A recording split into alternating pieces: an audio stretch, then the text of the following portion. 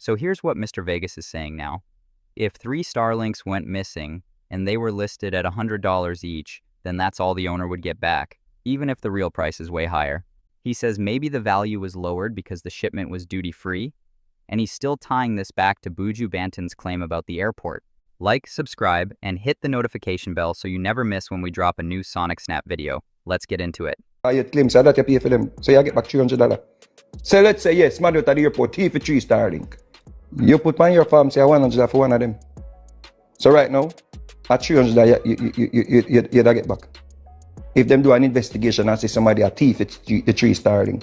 And if you go on the indoor items, Navi. But politics come now. You know, say the less we put it for because we don't want them to hit with too much with big price. You don't know that already? No, not scrubs. Regardless of what me I say is, regardless of that. Me and you would do that scrubs because we have to pay a duty. You know, there's no duty on this shipment. There's no duty. So how big? So do you know how big is these stove politics? Me not even there the stove. Me there the Starlinks. Them me can't tell you how big it is.